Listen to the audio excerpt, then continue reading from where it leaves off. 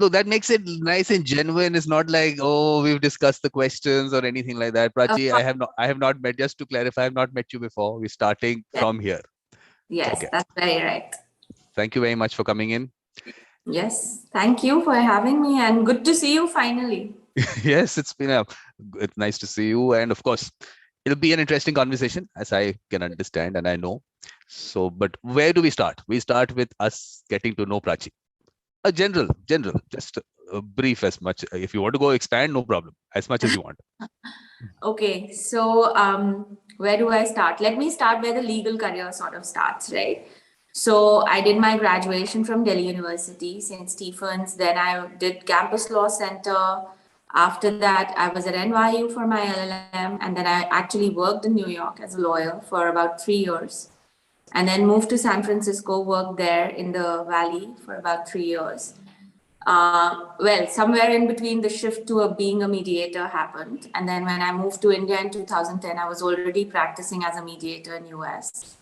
And we did a course here for mediation. And then since then, I've been working as a mediator / a lawyer, of course. So how many years of life have you gone through in that 1 minute?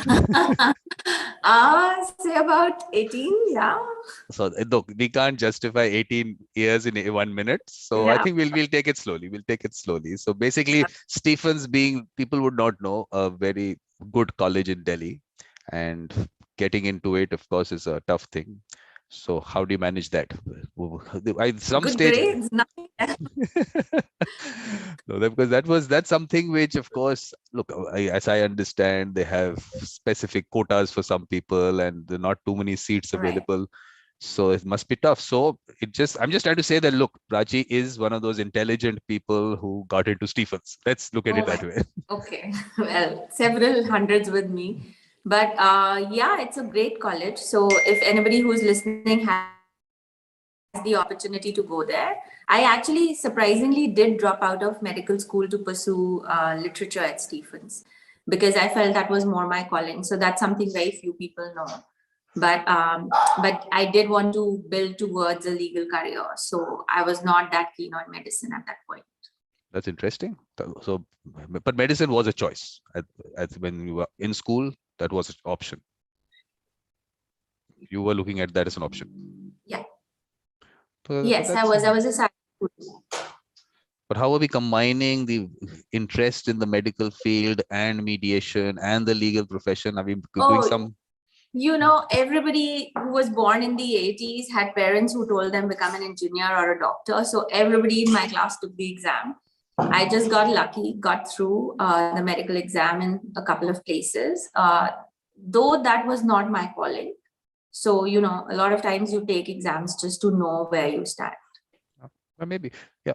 Actually, yeah, that's the way it is. I mean, choices are made basically based on exams also. Where you get in also, choices of life. We're a heavily populated country. So I think seriously, we should put these numbers out. How many people actually get out of school every year? We have to have those stats. Look, I know statistics in the total number. There are 250 million children in school right now. Wow. So out of how many get out every year, we'll just have to do a basic math as to divide it by 12 maybe. So that many million children are getting out of school every year. And in terms of options, in terms of education, so limited. You said only a few hundred people in Stephen's. Imagine few millions of people getting out. It's a major contrast as to how things happen and why these exams become important, these entrance exams. Because is it my signal or not? Your voice? No, I think it's your signal. Way for country like us to decide. Is my signal a problem? Yeah, I can see those red bars there. So it's something there. It's showing full to me. I can try something. It's actually showing in red. It's showing in red here. So okay. Is it better now? Shows it in red. That's how it's showing it there. Now it's okay. Okay. Yeah. So this is becoming a challenge. Here we talk, I'm saying only online mediation, nothing else. And here we have signal issues all over the world. Over the world. Yeah. what are we going to do about it? I don't know. I mean, here I'm saying that every corner of the world, people should be mediating online. I don't know. I have some hopes from satellite transmission. I don't know what bandwidth you'll get. That is one issue. Maybe I don't know how much bandwidth you can get, but that might be an option over time. Yeah, we'll leave that to the engineers. I have no idea how that will work. No, because it affects you in some way, because Yes, obviously you. but honestly, we've had very good experience with online mediations. We've been doing several of them. In fact, several overseas cross borders also. And so far, I would say we've had glitches maybe in such a small number, in such a small percentage that hasn't mattered. Yeah, and the convenience of it, a few inconveniences is all right. The larger Right. inconvenience is so much. I mean, imagine people traveling, staying somewhere, the cost of mediation goes up, and of course the logistics of it. So I think that way, I think that's a very good option. I think that's the way it should be. That's the future. So I'm saying I'm doing it only online. Even if someone says let's do a physical meeting, I say why? What is the need? What takes 1 minute? Let's get into a Zoom call. So I found it really convenient. Of course, getting people, yeah. Because getting people to understand, yes, some people are so used to those meetings, physical meetings, that to change your mindset. But I think the pandemic that way has helped. That people at least have been meeting online and all that. So that, but we stopped it. We stopped. We were getting into first. We only get into Stephens right now. Campus Law Center, one of the premier institutions of legal education in the country. So that was a good experience. Sorry, I completely missed your question there. I'm saying that from Stephens, of course, that experience you have to tell us about your Stephens experience, but then the Campus Law Center experience, premier institution in India. So those experiences, what was the experience like there? The JAMS we'll get into after that. So Stephens, of course, was very polished. It was interesting. It was a completely new subject for a science student. I did literature. I was very intrigued by it.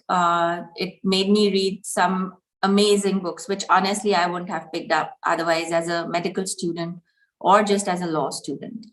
So that was a very interesting phase of life, and I really thoroughly enjoyed it. Campus Law Center was an eye-opener. So I had not seen politics in students' life, or, Stephens is very guarded. It's sort of a bubble. Yeah. But I had not seen politics up that front so closely as it was visible in the Campus Law Center. The law study was superb. The teachers were absolutely out of the world. I really enjoyed studying law there. And yeah, most of it, honestly, in the end, boils down to being just common sense. I didn't feel that we were studying something that was extraordinarily difficult to understand, but it required a lot of time and attention and a consistent reading habit.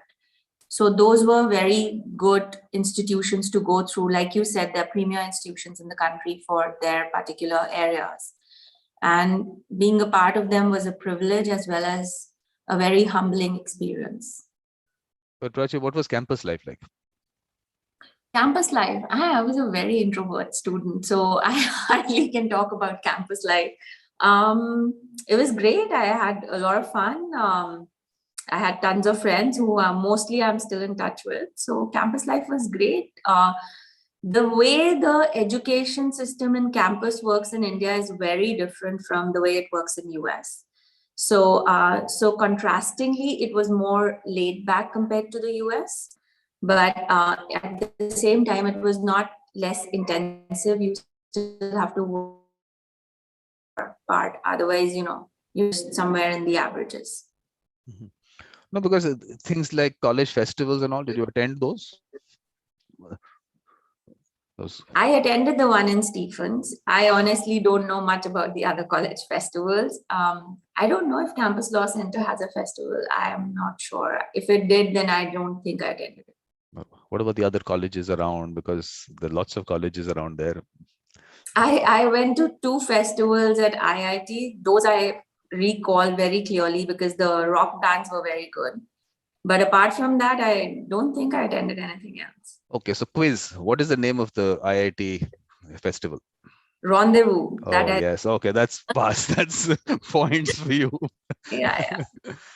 Okay, so that's good. But then, okay, let's, of course, look, the idea was, of course, the JAMS fellowship. So let's just go there and then we'll come back to life in the campus and all. But how did that start? How did that whole getting into finding out about JAMS and applying and all that?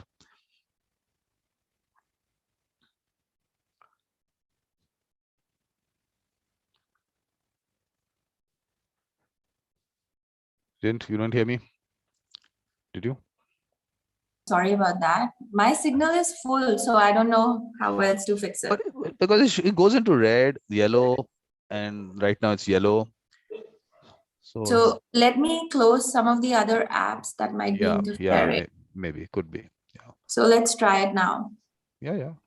It's okay. We'll miss out a few words. We'll get you back into the words. Not a problem. Yeah, no problem. So if you can repeat the last question. Basically, because the idea was to talk about the JAMS fellowship. So let's just go into how that started, how that process started, what the actual process, and then the experience after that. So I'll keep quiet now. It's the JAMS fellowship from your end. Okay, so JAMS fellowship actually happened in 2019. But that said, I was actually introduced to mediation by JAMS, and that was way back in 2008. So it's an interesting story. I was working in the Valley. I had made a few friends who, a couple of them were retired judges, and they were practicing as mediators. And I wanted to see how mediation formally works. So till then, I had done very ad hoc sort of negotiations as a litigator. I had done some negotiations with the state in New York for some of my clients. I had done some negotiations in other parts, but these were not consistently, a tailored program of mediation where we were sort of going through a mediation process. These negotiations were only done as a lawyer. And once I was introduced to the concept of mediation in 2008, I actually shadowed a few of these judges. And to name them, Rebecca Westerfield and Danny Weinstein were there, and I shadowed both of them. And I also got to draft some of their mediation agreements and see how it works. And that was really a Kickstarter into the world of JAMS. And once that started, it was never a looking back. So 2008 is when I actually formally started looking out at mediations as a career. Not bad at all. But then after that, applying for the JAMS fellowship, of course, you knew about the fellowship. So you're applying for that. Yeah. Look, the idea behind this whole show is that there are people out there who definitely, we should reach out to them in terms of the fellowship, because obviously it's an opportunity, and also get them interested in a concept that, okay, you have some project in mind, and you make it a little more concrete in your mind, put it down on paper. Right. And it's not just the fellowship, because what I did was I have come out with this Vision 2026. So in that, I said that if you have a project in mind, of course, I put what I feel are the areas that we have to work on. But if someone has some other area, not a problem. Put down your project, send it to me. And what I'll do is I'll try to connect people who might want to give monetary resources or non-monetary resources, put them in touch with these people, and it could be any corner of the world. It could be a small project somewhere. The whole thing is, of course, like I clarified there also, I am not the middleman. They will deal with each other. I just facilitate that whole thing. But I just felt, because I do understand a lot of people in this world who definitely have good ideas, but the opportunity to actually implement them, because you're at the basic level in the Maslow's need hierarchy theory. So in that, basics are not met because of mediation for sure. That's not happening for a lot of people. So full-time mediators, we don't get. We'll discuss that. You will give me your experience of that. So let's give them an opportunity if someone wants to give resources to them. And of course, they should take it up and make it a profit center as they go along and make money out of it, and not be dependent on resources from other people. But I felt so this fellowship that way was an interesting thing to me, that at least there is someone who's doing this, putting down, helping people. So whatever projects they have in mind, to at least learn and then go back to their country. So that I thought was interesting. That is how it all came in. Yeah, so I honestly, the first batch of the fellowship was in 2008 itself. I waited till 2019 to go for it or apply for it before. So the reason I didn't apply for it before was because here are some of the world's most seasoned mediators who will be helping you understand how to take mediation forward. But see, these are people who cannot be your stepping stone for it. you need to know certain aspects before you apply for it. And I did give myself almost 10 years to understand mediation, practice it, understand what are my weaknesses and what I want to build on, and then go to them and say, hey, I have reached X, but I need to reach Y. Can you help me how to go from X to Y? I mean, if you go very young or very quickly in your mediation career, then you would probably miss the nuances and you would not understand how to use it in a practical manner. And when everything is on, as disputes get more and more complex when you're mediating, you would want their guidance at that point. The easier ones would be great with any basic training. So I did wait for several years to apply for it. And that was my primary reason. That's interesting, because I think in any field, I mean, even in the legal profession, if you have experience otherwise and then you do your law, I think you pick up a lot more. Same thing like they say about MBA also.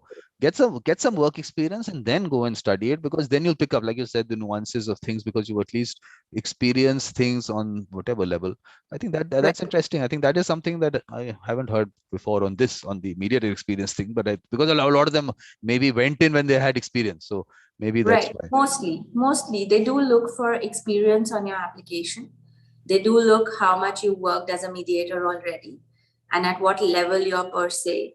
The other thing I did simultaneously with the fellowship was a program at Harvard where we learned specifically how to deal with complex disputes, mediation in complex disputes. And I'd say both those programs put together were just absolutely fabulous. But that's, Prachi, we've reached that level now. First of all, we have to talk about the application. What was the idea? What were you going to learn there? And what did you put down? And what were you going to come back and do?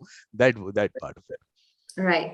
So the application was fairly simple. I mean, it's simple question answers, and you basically describe your experience as a mediator and as to what you're looking at to gain out of it.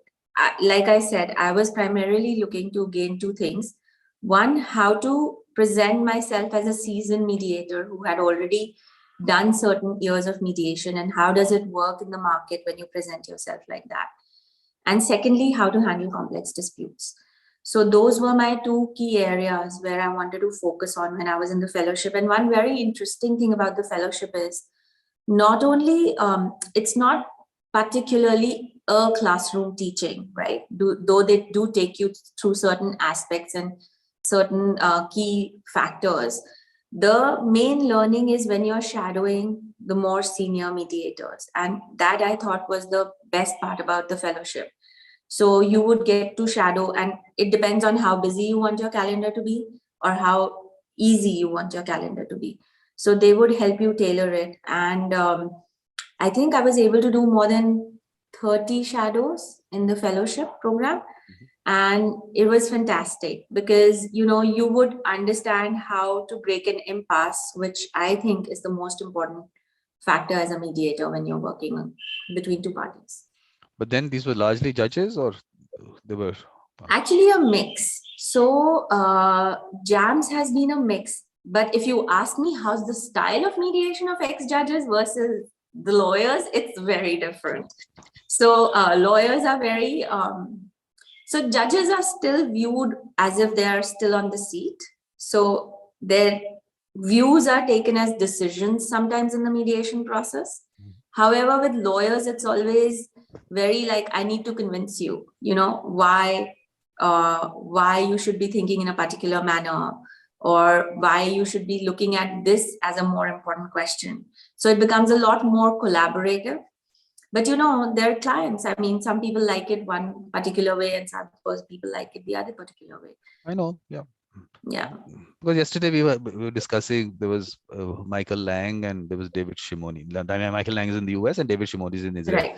And we were having this discussion on this aspect. And look, the thing is that this whole concept of traditional mediation discussion keeps coming up. And I keep saying we have to strengthen that. And of course, David has this reservation that obviously they are told what to do.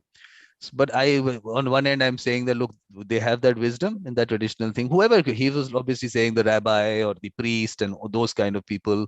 of course, in the social structure, there are other people who socially have a certain standing and they are doing mediation. But in a way, what you said about the judges, the same thing with those people. They tell you, okay, this is what you should do, and it is taken as, okay, this is what we should do. I still feel they have a choice not to do it, but they Right. choose to do it. So in that, because he says this is not mediation, and I said, look, it is their choice. Be it Right. in that circumstance, it is social pressure or being part of a community, and they do accept it. But it's still mediation to the extent that they have a choice.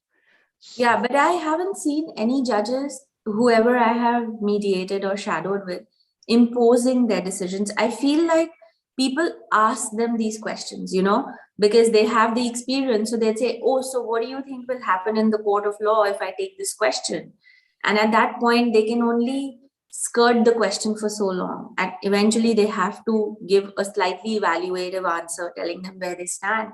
And I think I wouldn't just call this purely evaluative. It's also a sort of a reflection, because this is the mirror showing people understand how to make a better decision with it sometimes. So I do attribute that as a positive, and sometimes people do want to take that on, specifically them on as a mediator, because they'd be able to tell them what's going to happen, and if they were sitting as a judge, what would their decision be?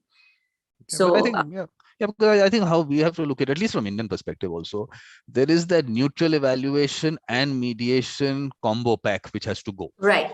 So I think that is what has worked for me also. I found that as something, because I of course prefer to take a senior mediator with me, and that's a co-mediation thing, because that expert, that neutral evaluation becomes a lot better with that, like you said, that kind of experience and everything. So I think that combination is what I'm working on, at least for the Indian perspective. I don't know, you, of course, you have lots of more experience in the other cross-border thing, how what you've looked at there, and from Indian perspective there, Indian parties and parties from outside. Have you looked at that combination? Yes, all those combinations and super interesting ones. Yeah, So so they that's, work. yeah, I think that seems to be the way, because I feel that, of course, okay, I don't know what your experience in the Indian situation is. I still feel that maybe, of course, we have a long way to go. Definitely, we have a long way to go. But how is that developing according to you? How are things developing in India? Good, I feel that a lot of lawyers have opened up. So several times, since I also put some time practicing as a lawyer, I do get matters which say, hey, can you be our lawyer? And believe you me, a lot of times I actually turn around and say, why don't you settle?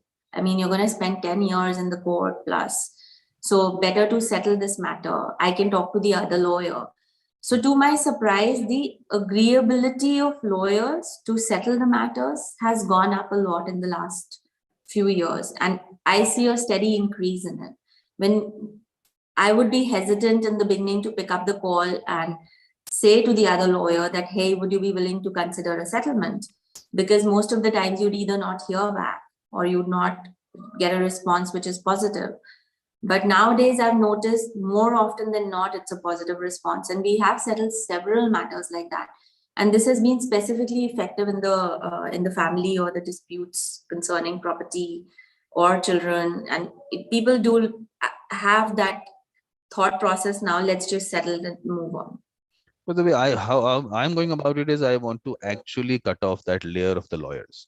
And I feel that the trust that parties do, of course, being a lawyer, that advantage I have. Okay, maybe that advantage I have. But the fact is that people actually, most of them don't want lawyers in the picture. They've Of actually, course, so nobody wants yeah, us. so Nobody wants. that's, no, but that's the difference in the US model, because there the lawyers have taken control of mediation.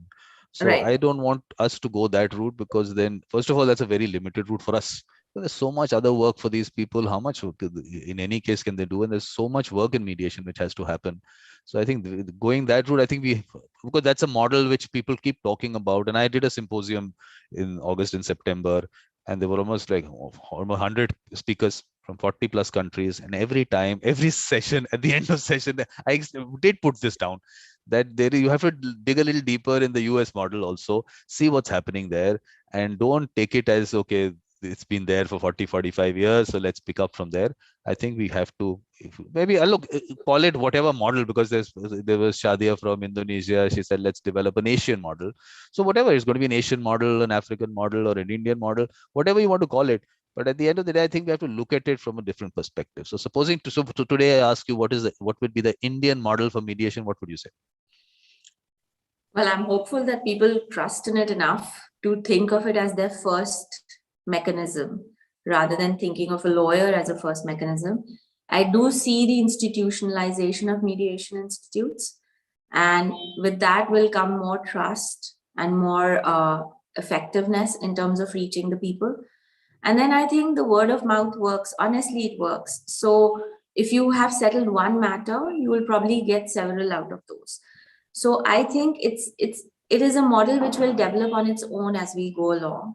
And it will be very different from the US model. So if you take the example of the community mediation in India, the way it is being run by our courts and by DDRS and by certain other organizations, I feel that it should be a reverse study. You know, the Western world should be studying that and figuring out why their community mediation is a tiny bit weaker than ours.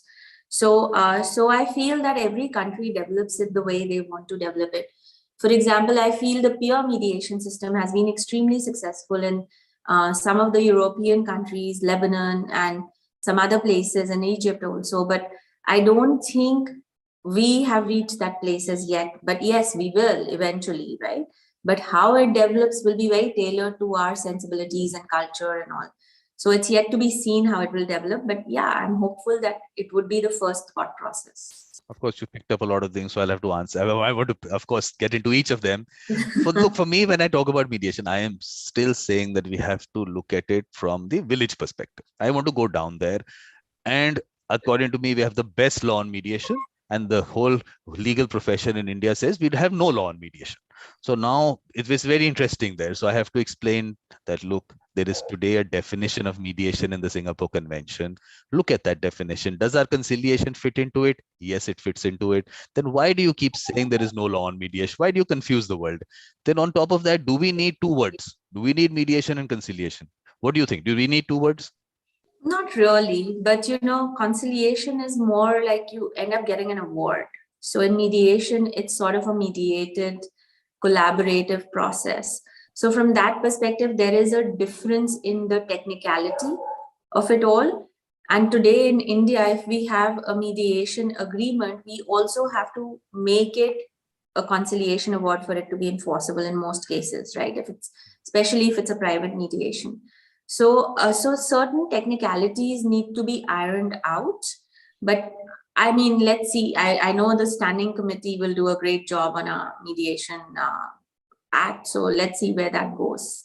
Look, let me tell you, I don't know. Look, I think maybe as the legal profession and all, we have to sit and discuss this. The point is that the conciliation says the settlement agreement is as good as a consent award. Right. But nothing, you need to do nothing more.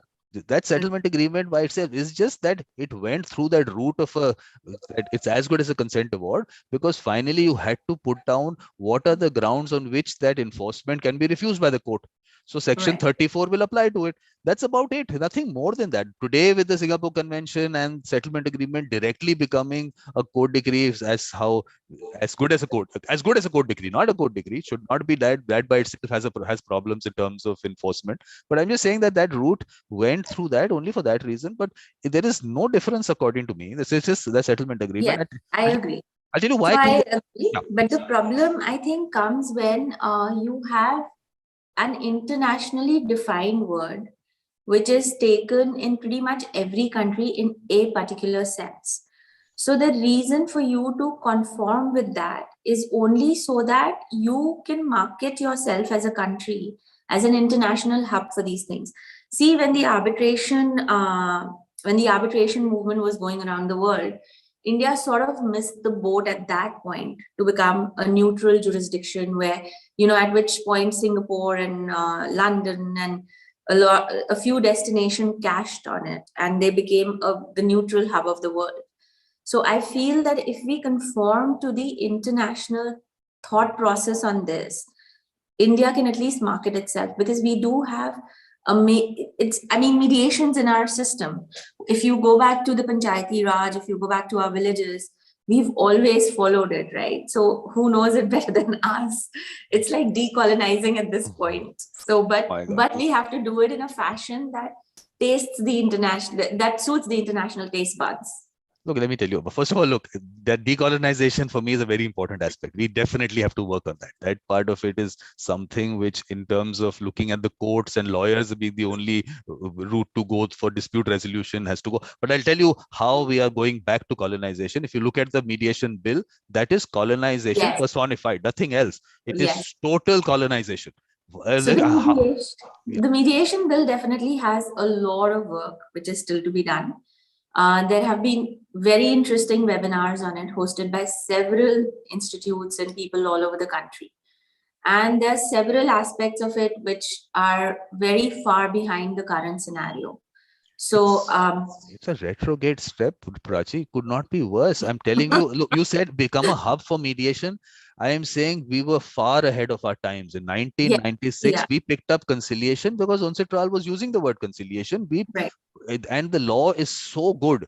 It leaves everything to the parties. The way I look at it and how I see the mediation bill, it was empowerment of the people totally. You can get a court decree sitting at home. If it's an online mediation, sitting at home in a village, imagine the empowerment of the people there.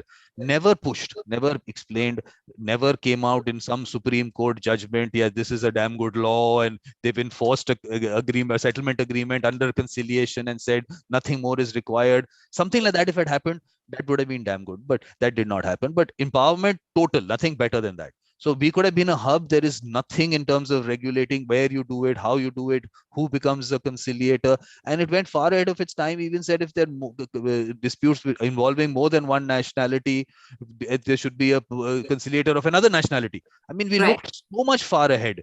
And today, where if you've seen the mediation bill is a disaster, to be very honest. And it needs several provisions to be reworked. Tell me, Prachi, you said so many webinars happened. I sent out the links to these webinars also to the Department of Legal Affairs, that person, whose name came in. I, of course, put in my points. That's a different, we put everything out. Nothing changed in that. Maybe a few words here, there, nothing changed. Everything went out the way that draft bill had been put out for comments. That is the one that's been tabled in the Rajya Sabha.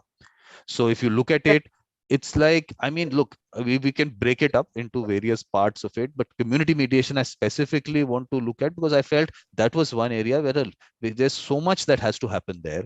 Yeah, and the bill is extremely weak on the community mediation. But imagine that suddenly you find out, look, the judiciary and the government, they find out, wow, there is one method of dispute resolution where we are not involved. How can that be? We are part of the colonization system. Let's get in. How do we get in? We get into the Mediation Council of India. In the community mediation, the SDM is going to decide who will be the mediators. I can't even believe how they think of these things sitting there, that how can we get involved in dispute resolution happening amongst people? They found a way out of that also. Yeah, the involvement of the bureaucracy in the system is never a good idea. So, no, I agree with you. Because I'm telling you, this kind of a thing, what message does? First of all, you've seen the conciliation sections, those 20 sections, so nicely worded, simple language, no legal person is required to interpret them for you, very simply put.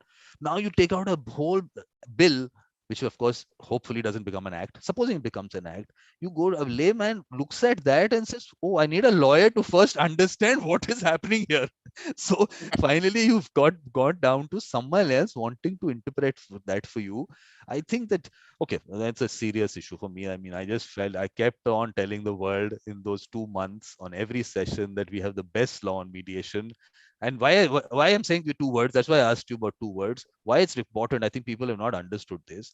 Mediation is going to happen where at the end of it, there might be a verbal settlement agreement. Verbal. Verbals are wrong. A contract can be verbal. Now that will not fit it under conciliation. Conciliation requires a written settlement agreement. So are you saying people are going to stop mediating because if they can't fit into conciliation? No. They will go on mediating. So that is mediation. If you want to go through a formal system, at the end of it, you want a court decree, then a written settlement agreement is required. That's one part of it. And everything else that is there, you follow it, you can go this route. But you don't want to follow it, you keep doing your mediation. No one can stop that. Suddenly, you can't say now a settlement agreement through a mediation where you have not followed conciliation is not a good agreement. That's a contract. It's still a contract. It can be enforced as a contract. So for some reason, people didn't understand that difference. Now, in the Right. Arbitration Act, Section 30 talks about, it uses both the words. So how I explain to that people, of course, whoever wants to understand that mediation, if you do, it says mediation, conciliation, any other methods. Now, if you use mediation, you stay in the arbitration, because after that, the arbitrator can pass a consent award for you. If you don't want to go to the arbitrator after that, you go out of the arbitration, go for conciliation. You don't have to go back to the arbitrator. So you don't need a consent award, because that by itself is good as a consent award. So that's why you needed both the words. Otherwise, that means every time you go out of the arbitration and then you want to come back, you don't come back to the arbitrator, or do you come back to the arbitrator? I've already got a consent award. Do I need to go to the arbitrator? So that confusion goes out.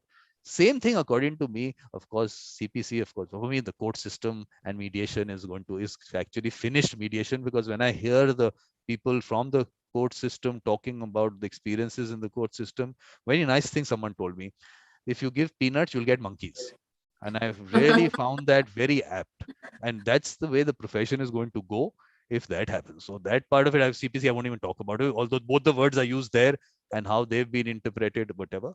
But otherwise, let's just look at the private, because that's the one that I look at. I don't know whether you're looking at the court system and you working there. Are you doing any work there? No, barely. I mean, I did initially to begin with in 2010, but now I'm predominantly doing my private mediations. Because you said institution and all. Look, those are very small numbers in the world right now. I've seen that. Very small, but we have to understand also that so if we think of JAMS as an institutionalized mediation center, or the first thing that comes to mind is that it's very, so for someone, so for instance, I have founded my own system, right? I have an empaneled list of people who work with TAG, and we do mediations in India. But the amount of work I have to go through to keep that part up and running, if somebody can take benefit of it and become just a mediator, which is what they want to be, and not have to deal with the infrastructure, with the, a lot of matters coming in, with the how it's going to proceed, what are our rules to do it. So all of those aspects, if somebody doesn't want them on their plate, for them, a formalization of an institutionalized system is great aspect, because like you said, they're not going to be paid peanuts, and they'll get paid for what they deserve. And at the same time, they have the comfort of being able to work in the environment they want to work in without having to support it. So from that perspective, it's great. And also from the perspective that when it's a collective body, people just hear about you more. There are like a few mouths talking about it versus just one person. So all those things put you more in the limelight and get you more interesting matters, and the trust builds in society around that. So if today one of our gurus in the country gets up and says, you know what, I'm going to do selfless service and mediation, that's going to work great, because people already know him, they trust him, and they will follow what he's saying. Unfortunately, it's not the system in our legal system where one person gets up and says, I'm going to do mediation. We'll be pulling him down, like all the legal system will be pulling that person down rather than saying, oh, we trust in you, let's go for it. So those are the differences where a person doing it single versus an institute doing it is important. So from my perspective, see, I've also been primarily trained in the West, right, from my formative years as a lawyer. So I feel that in the long run, that's the way to go. The better, the stronger the team, it works better together versus one individual person. So from that perspective, I do support the institutions doing mediation. No, absolutely. Yeah. Yeah. No, because, no, definitely. Look, I'm just not saying that's one part of it, that yes, Right. they will develop their own thing, but the regulating it now that the bill talks about regulating it, I'm saying that why, that first of all, numbers are so small. If JAMS, you know how many numbers of cases they do in Right. the year? Of course. How many? Any idea? You just give me a figure. You of course. I actually don't have any figures per I'll se. give you the figure. Yeah. Total ADR matters are 18,000. Out of that, 50-50, it seems to be, there was some CEO gave an interview. I was Arbitration looking at that. versus Yes. So mediation. Yeah. 9,000 mediations in the entire year. Now, Right. of course, they have 400 neutrals on their panel. So finally, if it comes down to per person, numbers is nothing. So for that whole institutionalized thing, yes, in terms of people saying that JAMS is there, damn good. But we have to look at final numbers. And in India, the millions and millions of matters which are going into courts is still nothing compared to the number of disputes out there, which is what, I don't Right. know, you saw the Oh, of Agami, course. no, the Agami Niti Ayog report spoke about Mm. it. Of course, they gave such a broad range. It says from 3% to 25% go into courts. That's like too wide a range. But for my convenience, I look at the 3%. So I'm saying there are about more than 400 million matters which are out there, and only 18 million go into courts. So which matches what the situation in terms of numbers is what the US. There are 100 million matters which go into courts on a 300 million population. So in our 1.3 billion population, 400 million matters out there seems all right to me. So now that means something is happening on the other end. Definitely that's the large chunk. And here it seems the focus seems to be on this institutionalized aspect of it, where institutions are competent enough to make their own rules. They're competent enough to find out what Of accreditation course. they need, what training they need. They have to keep their name up. They are not, and for them, it doesn't matter what the government anyway says, or whoever is going to be. Basically, now it's the government taking out regulations, it seems, from the bill. So they Yeah. don't care. Well, the bill has been referred to the standing committee for its But opinion. who's lobbying with this standing committee? Prachi, please lobby So with the standing I'm committee. hoping some very smart people. Mr. Panchu himself today he was part of that committee, which was, first of all, look, I had big issue with this. I said the Chief Justice of India is setting up a committee to look at mediation, the mediation bill, or drafting a mediation bill. I was like, I mean, for me, it's like, okay, let's not say shock, because we are a colonized concept, but litigation, mediation, two different ends. It's like allopathic doctors setting up a committee to look at Ayurvedic, how Ayurveda is going to be regulated in this country. I mean, it's strange. And people, they get away with it because they're the judiciary. Because they are judges and the courts, yes, they're up there, pedestal, my lord, and they want to stay there. They have nothing to do with it. But become pressure comes on the government because the Chief Justice has set up a committee, but they find their own way out of it. The committee says Mediation Council of India gave them a route. Okay, let's get into it. Let's make it this our committee, our council. But the point is, I think that there is some misunderstanding. Look, you might say, JAMS, yes, judges are doing mediation. Not a problem. If a judge has a mindset of a mediator and practice as a mediator, anyone can. Let's not discount a judge's mindset as a mediator. But I'm just saying that there's some misunderstanding and some connection that judiciary feels that they have with mediation. So that, I think, definitely has to be separately looked at. But institutionalized thing, numbers anywhere, everywhere I see. Singapore, I think some years they have some 700 matters. I think the Singapore International Mediation Center or whatever. So I think that part of it is the only discussion around which mediation happens. And what Right. about the 400 million matters out there which should be, and already maybe going through that traditional route? Right. Something. So in our culture, a lot of these matters are actually, like you said, the traditional route of involving an uncle or an aunt or somebody the families trust or somebody the business people trust is already going on.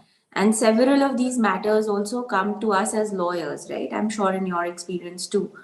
And they actually end up saying, hey, we want to take a break in between because our Tayaji is advising us, or so and so has stepped in and they want to talk to us about it. I'm actually doing a divorce matter where we have been on hold for the past 6 months because the matchmaker has stepped in between and they're trying to resolve the matter. And Good. Good. please go for it, right? I mean, if you can solve it, why not? Whichever way mechanism works.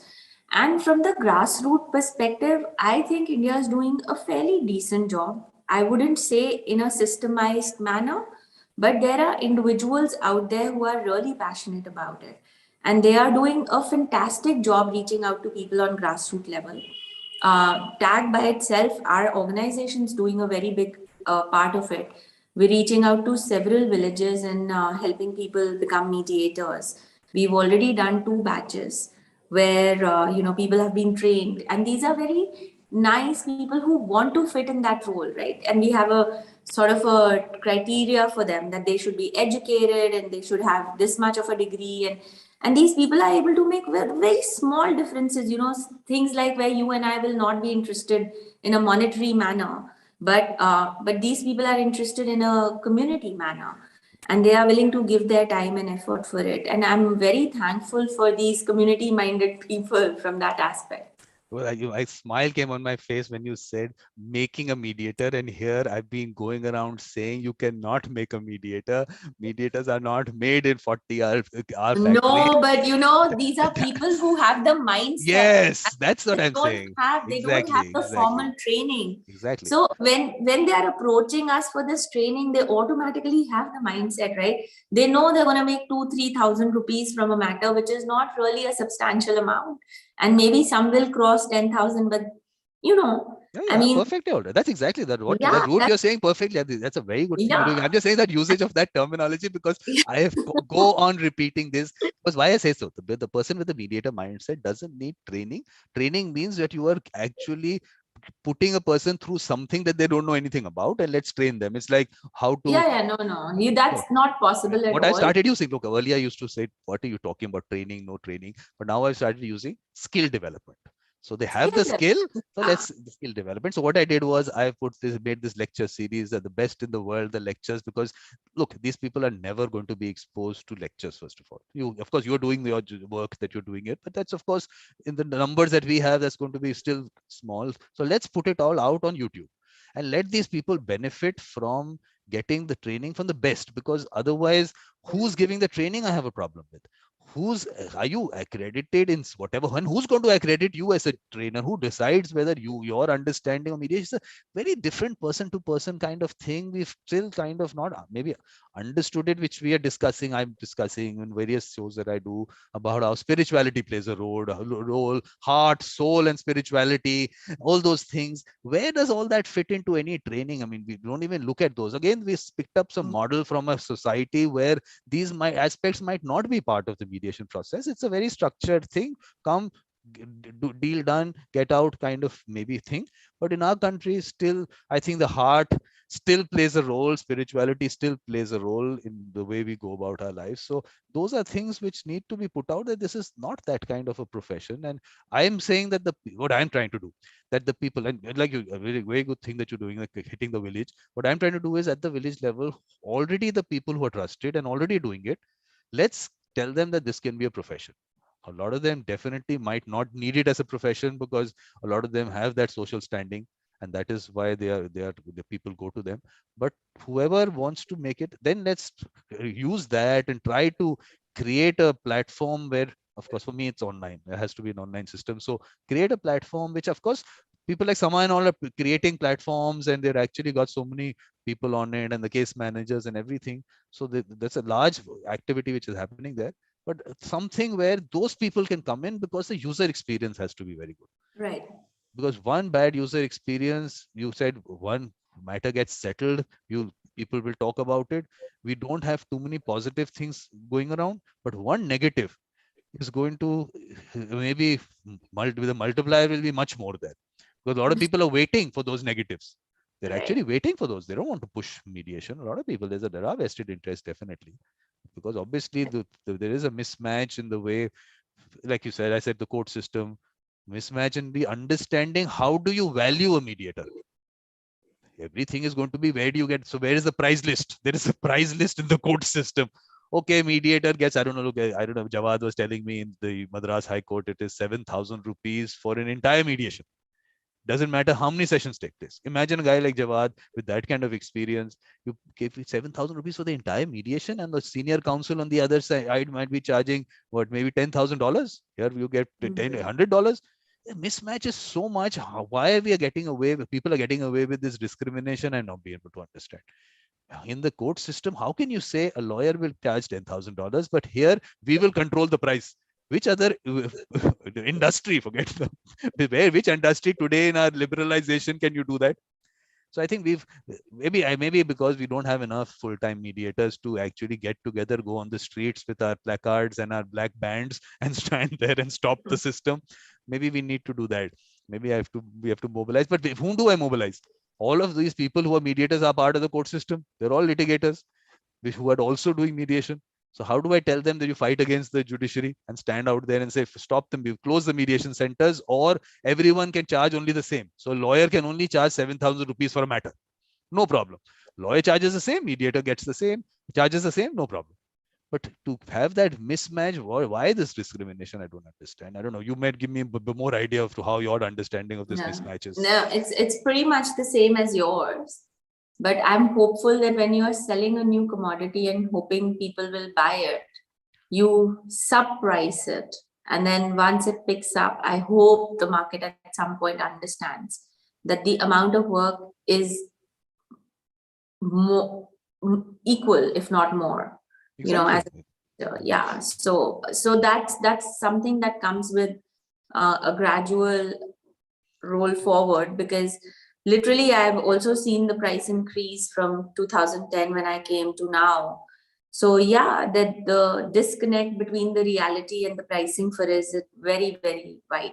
No, you just look at it from, it's not like in terms of the system. It's not new. They keep saying 2005 first mediation center in the Madras High Court. Mr. Panchu set that up. Today we're talking about 2021. So in that many years, number of cases, definitely they must have done a lot. So it means that something has happened on it. But in terms of people looking at it as an option, is that happening? I don't think so. I don't think, maybe because in the Madras High Court only I was speaking to someone, and such negative comments that I got from that person and the way it's being done. Like I said, one of them was, if you give peanuts, you'll get monkeys kind of thing. So those are the comments if you get. So, and that is the only place where experience or mediation is happening for people. So what are we really doing? Because I'm concerned, because for me, I'm a full-time mediator. So for me, if the profession is getting affected, I'm affected. And I think you are also doing largely that. I'm sure you're doing other things also. I don't know what you'll have to tell me. What else are you doing? Well, I do litigate, but that's a very small part of my practice. But it's a part nevertheless. So that's the thing. Now people have all the other things to go. What about me? you people, the court system is directly hitting me. There was one senior advocate. He's saying that, look, he's, I think, running one of the mediation centers in India, and he says, look, I don't charge for the mediation. I do, because I'm telling him this. Look at this mismatch. I don't charge. I said, your free is someone else's livelihood. I mean, with that kind of experience, if you are going to go do it free for people, free. There was this difference which Jeff Kitchavin in that symposium, he spoke about pro bono and free. He said today mediation in the US is also being given free in the court system. Those people can pay for it. He was talking, he was, I think, addressing the Beverly Hills Bar Association, and he was talking there. And he said, look at these companies and all sitting here, and what are they paying? I mean, look at that situation. So that model is what we seem to have picked up. And that by itself, you dig a little deeper into it and see what the system is. I mean, just Kitchavin's own experience. He said, I was in the court system. And of course, I was giving my time free, thinking that you get recognized by lawyers and you will get private work. No private work was coming. And these lawyers are using you. He said, I mean, come on. Okay, you've used me here, but what about private work? They said, you've given your time for free. So what is happening is the mediator gets nothing. And he was speaking about it. He said, whole lot of mediators come into the court system. They think that they'll be recognized, they'll get private work. Nothing comes to them, get discouraged, go out, a new lot comes in. So that cycle for the mediator keeps happening. They never are able to take it as a practice. Lawyers definitely are using it. They're getting their fees because for them paying the fees for a mediator cuts down on the amount that the client can be charged. In a way, that is a certain amount. So you get that. So I think people need to dig a little deeper and don't take a model and just think that, okay, it's working there. No, maybe it's not working there. India has to develop its own model, like we discussed, and what that model eventually will turn out to be, I think it's yet to be seen. And I think our culture, our sensibilities, I'm saying again, will guide it to a large extent. And let's see where it's headed. I mean, you and I have very similar thoughts on how these court mediators should get paid and what should be the payment system. But I also feel it's a very young commodity. And that might be a reason to help it gain popularity, to keep it slightly lower. But I'm also hopeful that at some point, this will be the first choice for people to come to. And I have increasingly seen it in my own work. People do come and say, we have come to you to mediate. A lot of times earlier, it used to be only the litigation matters that would come. We would tell them, why don't you settle? But now of late, we have started getting a large number of matters which come and say, we have come to mediate. But like you said, of course, new for some people. I'm still saying that there must be how many thousands of matters in terms of mediation which must have gone through the court system. Right, of course. If word of mouth had spread, it would have but been thousands like, is the peanuts, like you said, compared to the millions that are out there. No, I actually don't know the figures in all the courts. How many? Because they say there are some. How many? I don't know. Are there 40,000 mediation centers? I haven't been able to get that figure. I don't know the figure either. Because I'm saying tens and tens of thousands of matters must have gone for mediation. How many came out of it? What happened to it? Look, that statistics I'll have to collate, which I'm really right now. I'm not, won't get so much time every court what is happening. But I'm just thinking that if so many centers are there, so many, I don't know. I mean, I'm this, don't quote my 40,000, I don't know. But I'm just thinking that there are so many courts in this country and all of them must have set up something. So definitely there'll be large numbers where people will be exposed. There must be some issue that doesn't translate into people talking about mediation as the first option. So our problem, honestly, still to a very large extent lies with our own legal professionals. So a lot of these court matters, when I was working with the courts in Delhi, I used to notice a lot of these lawyers bring their clients to the mediation center. They never leave their client there. They are like hawks around them. And a lot of them tell their client, let's just go for 1 or 2 meetings to please the judge. And, then we're going to walk out of it. Yeah. So even if they're referring a lot of matters to the court system, our legal professionals are still, to a large extent, a hampering system in it, right? So we are to blame ourselves, our own community. How that will get resolved is only a matter of time. I have seen personally an increase in the willingness of lawyers to even talk about mediation. So I'm hopeful that as this curve increases and gets larger and larger, more people will come under its ambit. And we will automatically see a mindset which is more tailored towards a more peaceful society rather than a more litigious society. Yeah.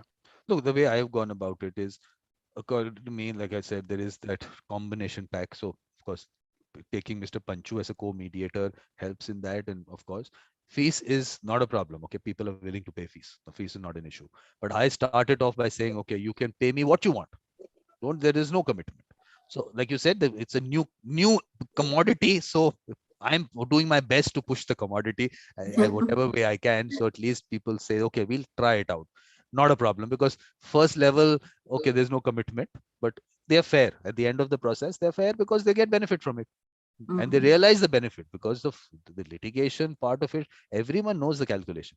Everyone knows how much time is going to take, what's the cost. So, one way of popularizing mediation, which I always thought, was for Bollywood to start showing it. We have We've spoken about this. Yeah, exactly. Such bad cases being shown in the courtroom drama with all the thundering around.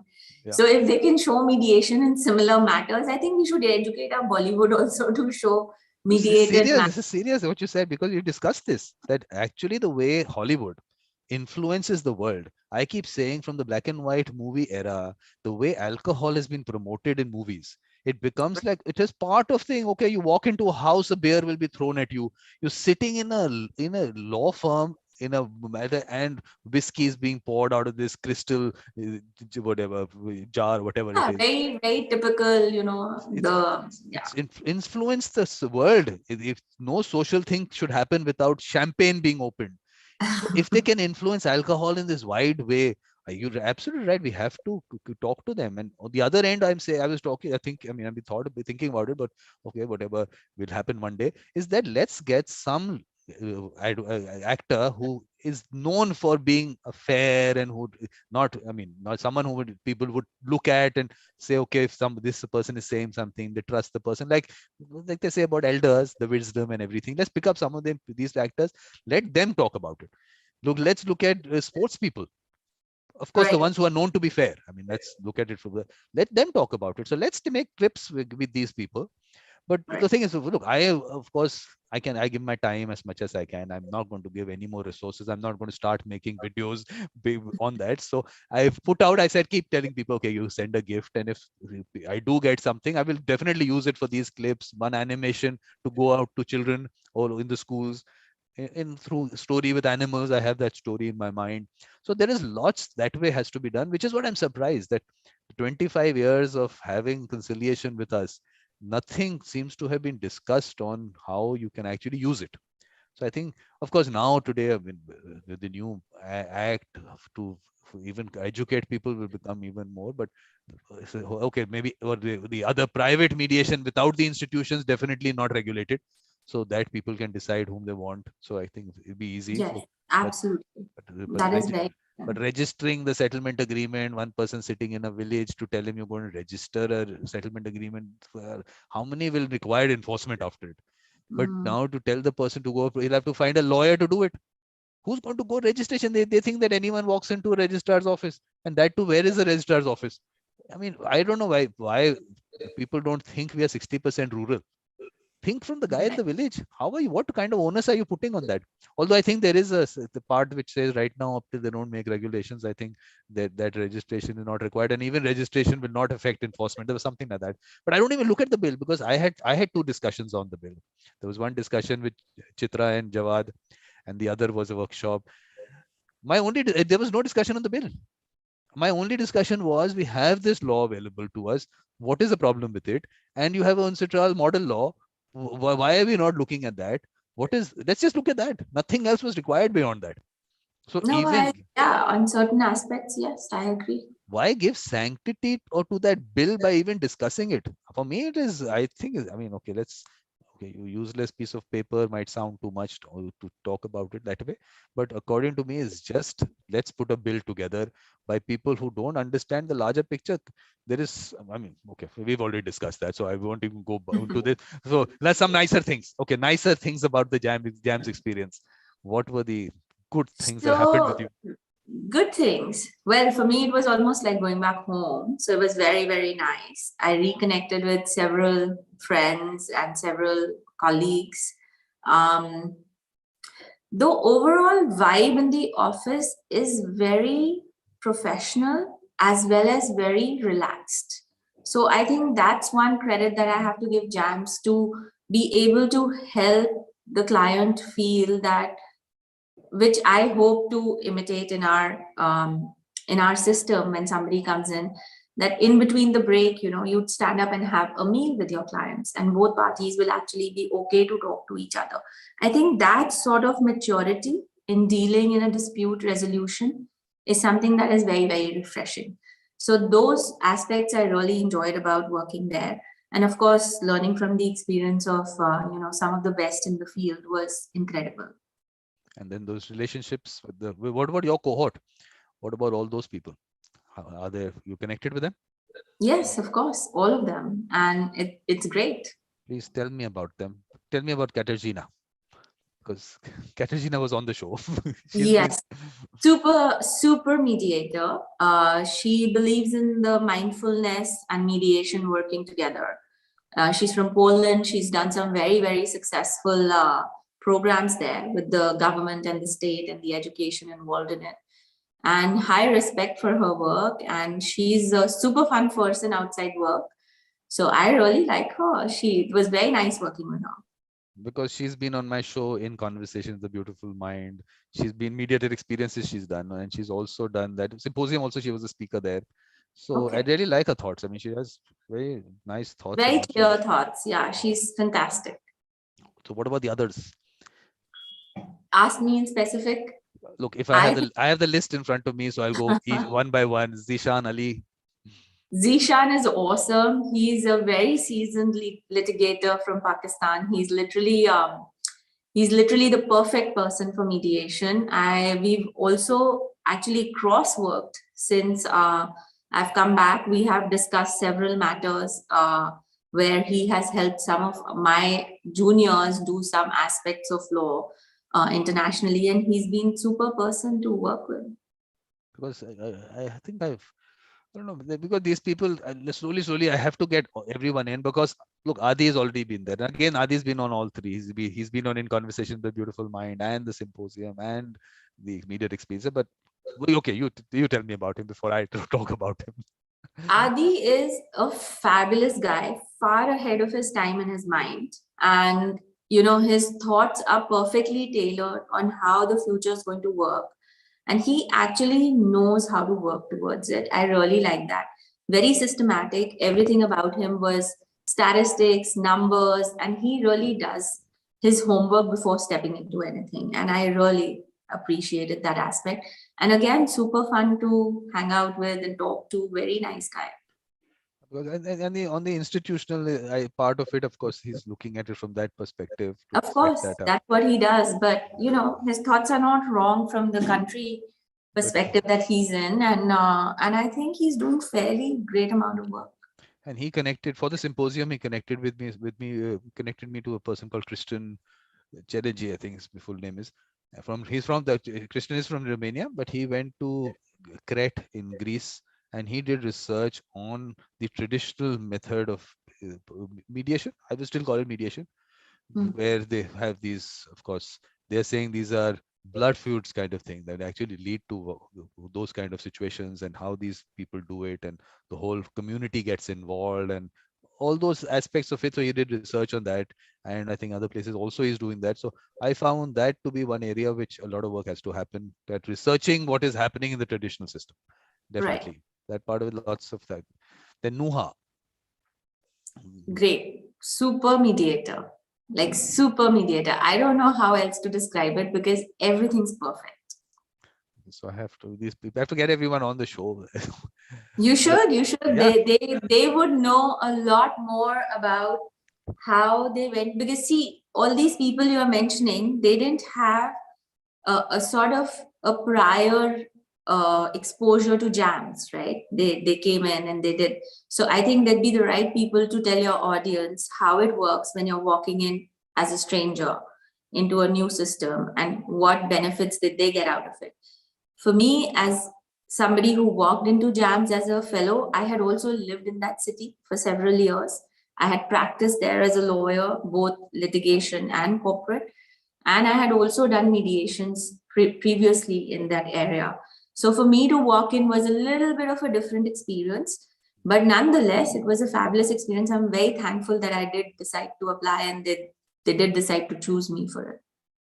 Yeah, I think that makes a difference. You're comfortable with the whole thing, and you're not maybe not, like I would say, overawed by the whole concept of, I don't know what the JAMS Right. office looks like, but I'm sure maybe It's a fabulous office. It's a very, very beautiful office with some of the most gorgeous views of the Bay. But see, I had been there before, so for me, it was not new walking into something, and it was like I said, it was like a homecoming that I'm back in my city for whatever time, and it was very nice experience. Then I don't know whether I'll pronounce it correct. Ugo Chinyelu. Ugo Chinyelu. How do you Oh, we pronounce are it? going to go through literally the whole list. Why not? Let's get to know the people. Look, I will also know, because I'm going to be, of course, I think I put out to everyone, but I don't know if everyone's linked, because I'm going through the LinkedIn profile. So I don't know whether everyone's LinkedIn profile I found or not.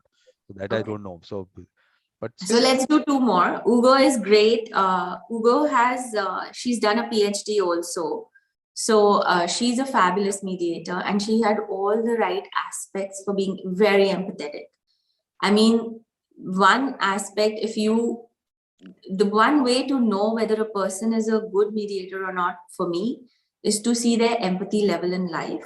And I'm not saying that you start sitting with people and crying over their issues, or you need to sympathize with everything. I'm differentiating here between sympathy and empathy. She really has that such a strong characteristic about her that she can get into your soul and literally help you discover yourself once you're sitting with her as a person with a dispute. That's interesting. You got the soul in, so that fits into my Yeah, the spirituality in that girl is extremely high. Oh, that's why I have to pick that. But okay, Eleni seems to be a nice person, very nice person.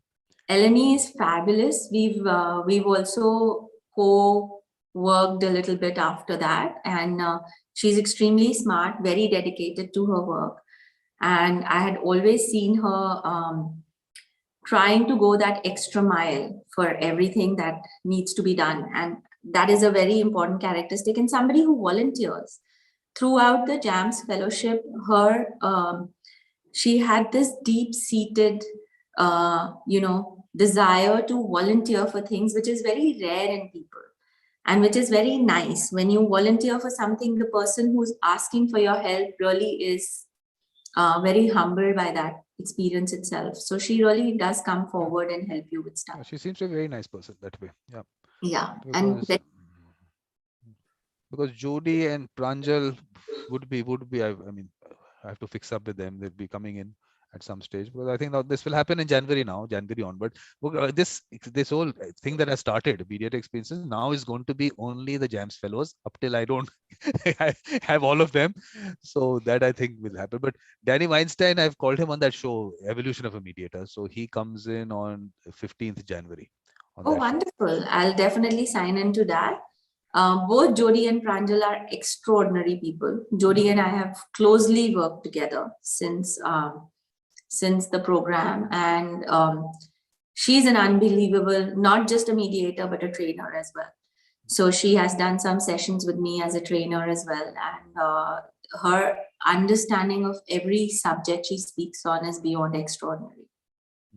Because I think that way, I don't know whether you know about this show, that Evolution of a Mediator.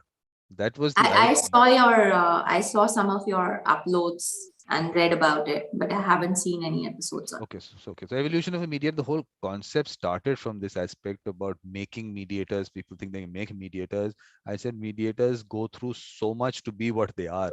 Those experience. First of all, there's a seed somewhere, and then obviously that seed grows as you go along, and all that leads to it. To even say that they can be made in 40-hour factories, I think there's somewhere there's a fundamental problem there. So have a look. It started with Ken Cloak, which was look, that's about their life story. So if people think that they're going to talk about mediation and how you do mediation, which people seem to want from all webinars and everything, that's not happening. It's all about their life, and he's gone detailed into every aspect of it. That's what the show is all about. So have a look at it. I will definitely. In fact, to go back to Jody, she had spearheaded one of the Hong Kong Mediation Week, if I remember correctly. That's what it was called last year, and we had TAG was one of the supporting organizations, so we had actually extended our support for it, and it was one of the most fabulous sessions we have attended over mediation. Okay, now the thing, let me warn you. First of all, I love talking. So for me, with time is not a factor ever. And you don't have to be polite. Yeah, exactly. You don't have to be polite with me at all. I have 7 minutes more and then I'll have to run. Now okay, so I will use those 7 minutes first of all to go through what basically, let me just, because I like to, now earlier I was not talking about it. Now I like to talk about the things that I do, because all gets lost because there is so much happening. So let's look at, first of all, this was that symposium. So that interestingly, this Rafael in Mexico called it the Woodstock of mediation, and I loved that terminology. So he made this on the original poster of Woodstock, and that's what it was. Very interesting. This is what I just come out with. This I call it the Vision 2026. So this is already happened. That the video is already up there. So the idea is, let's look at it from the next 5-year perspective. And let's see whatever, I mean, it's a work in progress kind of thing. I put on my website some pointers, which I will talk to you about. Maybe I'll take 2 minutes. We'll stop the recording 2 minutes before you have to go. We'll talk about that. And then this was all the people who've come on Evolution of a Mediator. Wonderful. Yeah. So this is Ken's new book. So I have a show called Talking Books. So he's going to be talking about the point that I haven't put the tagline there, talking books, because some of us don't read them, because I don't read them. So this is the only way I'll get to know about the book. So he'll be talking about that. And of course, you can get a 25% discount using Vikram. That's a nice thing of it. He's written 2 books right now. So these 2 books are there. And this is that Evolution of Mediator, Bernie Mayer again. We just started off in his life very early. This was another one. Then this is that beautiful mind conversation. I don't know whether you've gone through any of the conversations. So this was just the whole idea behind this came up because someone said that I've heard about mediation, but I can't put a face to a mediator. I don't know who a mediator is. And now that you told me about it, now I can put a face to a mediator. So I said, let's put these mediators out. People, let them see them as people, and not just some clip somewhere. Let's actually talk about the people from all over the world. And then this is what Mediator Experiences, definitely. All these people have been there. All that has already happened. Wonderful. A lot of hard work. Lot of work. That's what I'm saying. All that gets lost. There's so much happening. This is the lecture series. This is the inspiration. I mean, for people to get inspired, and those people who would never ever go for such a lecture. He went to a lecture. He was a judge. He got opportunity to go for a lecture. Got inspired to say that he would obviously practice it. So I said, put these lectures out, and the best. So it started with him, and Mr. Panchu's given. All these lectures have happened. And this is now I've put them in, done in Spanish also. There are a lot of people from Latin America who part of whatever I do. So put them in the other languages also. This person is doing in Peru. There was Iván also, which came in that Mediator Experiences. These people are doing excellent work in Peru with communities being affected by mining projects. Wonderful. So they work with them, and I think that's a thing that needs to be done everywhere in the world. So let's see how to take that forward. So lecture series, books. I think I won't take you through more. There's so much which happens. Yeah, that was a discussion on the bill. This is the last day of the month. These celebrating the birthdays of mediators in that month. So Wonderful. that has happened. So any concluding remarks, whatever you want to, and then let's go. Yeah, as concluding remarks to future mediators who want to apply to the JAMS Foundation, I think this is a wonderful opportunity. You should absolutely avail it. They also guide you on doing supporting programs on the site. They would guide you on doing program at either Harvard or Stanford or Pepperdine. And all of these are wonderful. Sukh Simran is a wonderful resource person when it comes to Pepperdine University. So if you get an opportunity to go for it, or you're thinking about making an opportunity for yourself in this, it is definitely worth the time and effort. So Simranjit Singh gave the closing address in the symposium. Oh, wonderful. And things that he had to say were very interesting. First of all, he was looking at the number of views that he was looking at my channel, but I looked at all channels with great in connection with mediation. There are no views. I mean, look at it. He was saying one song gets some millions of views. So that is one area where of course, I am trying to develop. Let's go out of the mediation world. Let's look at people. This is what the whole idea behind the whole thing is, to get out there, get numbers from there. And then he says, let's make mediation cool. So let's looking at how to do that. Bollywood, I'm telling you, that's the answer. Yes, exactly. That's what needs to be done. So that's sports people and Bollywood, because sports people also, because sportsmen's spirit and all, of course, all that has to be there. So let's pick up some people. Let's write to them if they are willing to give a little clip. Why not? We can't afford to get them to say it otherwise. But if they just want to do it, why not? So Prachi, thank you very much. Thank you for wonderful your time. talking to you. Thank you for having me. And we'll definitely have conversations with you as we go along.